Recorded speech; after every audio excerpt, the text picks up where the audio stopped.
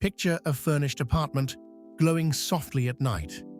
A phone face up on the kitchen island lighting up with a fresh booking. That one apartment can pull in around $4,000 in a good month.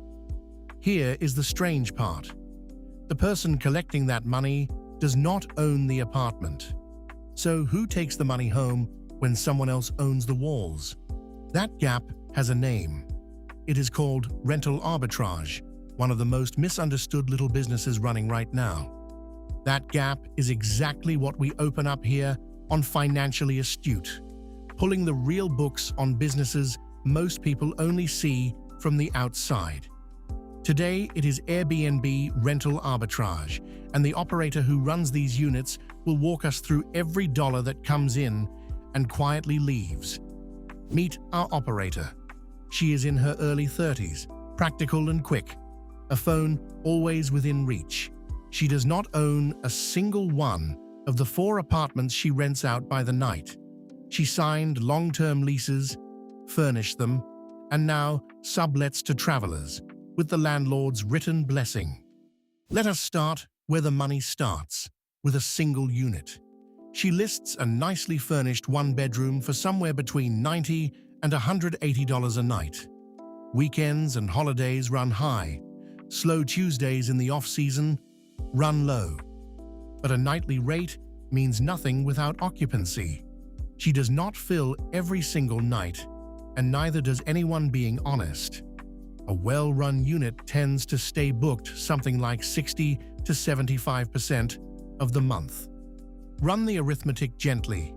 Take a mid-range nightly rate, hold it at roughly 2/3 occupancy, and one well-placed unit tends to gross around $2,500 to $5,000. That is the top line, the number that makes people fall in love with this business before they understand it. There is a smaller stream underneath the nightly rate too. Every guest pays a cleaning fee at checkout, usually just enough to cover the cleaner.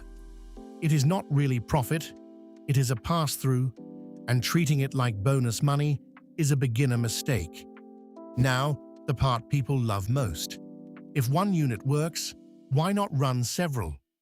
She scaled to 4 apartments, each a copy of the same tidy playbook. On a strong month, 4 units stacked together can gross well past $12,000. So hold that glowing top line in your mind. If the story ended there, everyone would be doing it. But this is Financially Astute, and the story never ends at the top line. It ends after the cost stack. Before a single guest books, the money flows the other way. Furnishing one unit from empty to photo-ready is the big first check. A bed, a sofa, kitchenware, linens, art on the walls, all bought at once. Depending on size and taste, that runs between $6,000 and $12,000 per apartment. Then come the setup costs that are easy to forget. Landlords usually want first month plus a security deposit up front. Good photography, the kind that actually earns bookings, costs a few $100s, and then you build the listing and earn those first reviews. None of it is huge alone. Together, it adds up fast. Now, the monthly costs, the ones that come whether or not a single guest shows up. The biggest by far is the rent she owes her landlord, roughly $1,400 to $2,200 a month, on time, booked or empty. That check does not care about her occupancy. After rent, the utilities. The operator keeps the lights, water, heat, and Wi-Fi running because guests expect everything to just work. That tends to land around $200 to $350 a month. Fast Wi-Fi is not optional. It is the difference between a 5-star review and a bad one. Then, the running supplies. Coffee, toilet paper, soap, fresh linens that wear out, little touches that make a place feel cared for. On top of that, sit the pricing software and a short-term rental insurance policy, individually tiny, across 4 units another steady drain every month. And the platform takes its cut. Airbnb quietly skims a service fee off the top of every booking before the money ever reaches her account. It is a small percentage per stay, but it applies to every reservation, straight out of that glowing top line. Now for the expenses nobody puts in their beginner spreadsheet. The first is empty nights. That occupancy means a quarter to a third of the month. The unit sits dark while rent keeps ticking. Vacancy is not a rare accident. It is built into the model, and it has to be paid for anyway. Then there is wear and damage. Guests spill wine, scratch tables, break glasses, and sometimes a stay goes badly and something real gets ruined. Add the occasional chargeback, where a guest disputes a payment and the money simply vanishes.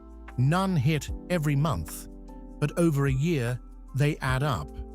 And seasonality swings the whole thing around. A beach town booms all summer and goes quiet by November. A ski town does the reverse. Smart operators save hard in the fat months because the lean ones are coming whether they planned for them or not. So here we are, the section the whole episode was walking toward. We have the glowing top line, and now the long list of things pulling at it.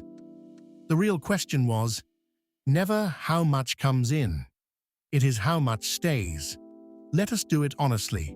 One unit first. Take one solid unit in a typical month. Around $3,000 comes in.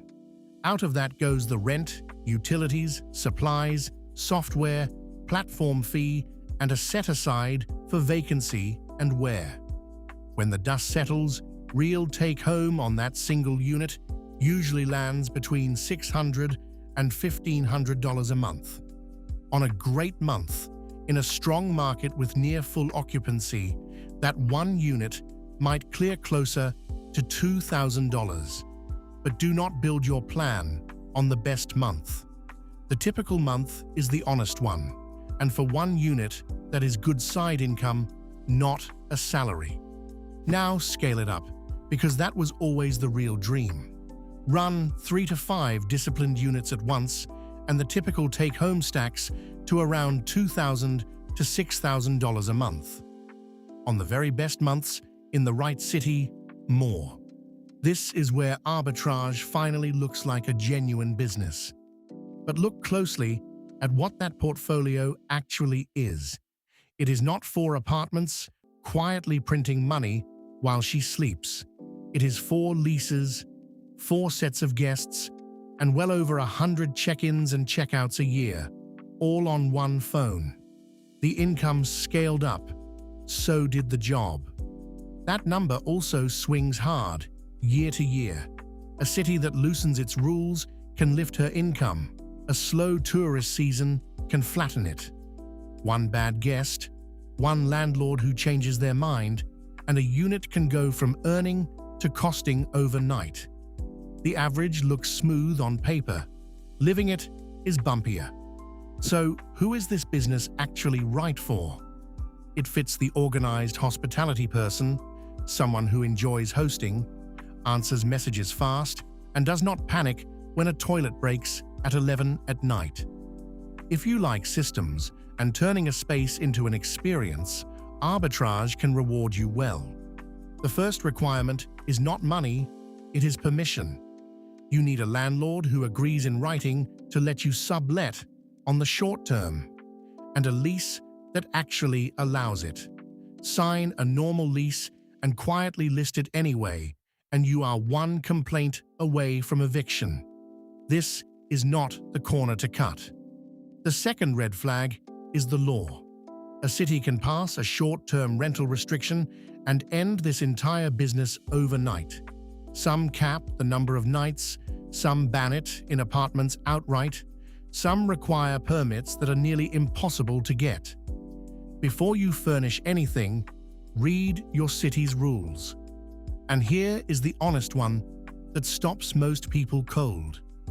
This is not passive income. Passive is a word people slap on it to sell courses.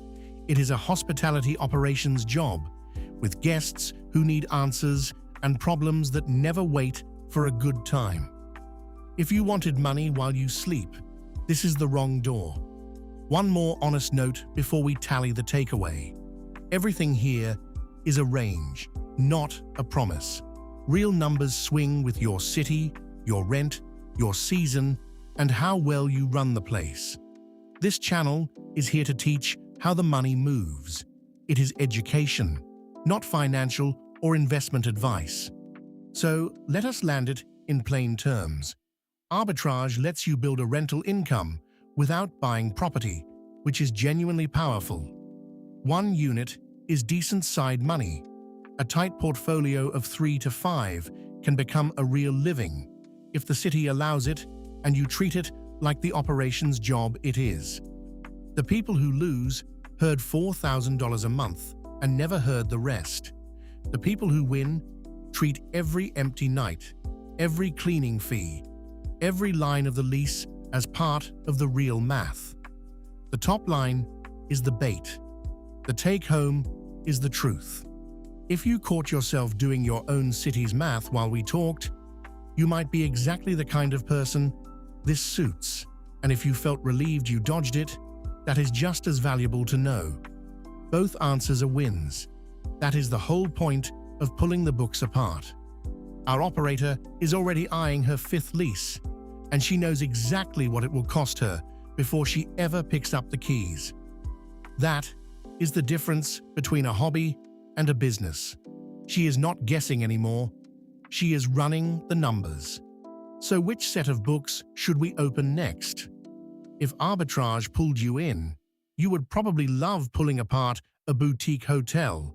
This same business grown all the way up, with a front desk, a staff, and a whole new stack of costs. Same honest math. But that is a set of books for next time. For now, you know what an Airbnb arbitrage operator really takes home, and just as importantly, what it really takes to get there.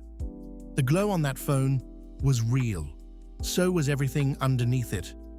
If this kind of honest, numbers first breakdown was useful, share it with someone who keeps talking about starting an Airbnb, and subscribe to Financially Astute so you never miss the next one. Thanks for spending this time with the Ledger.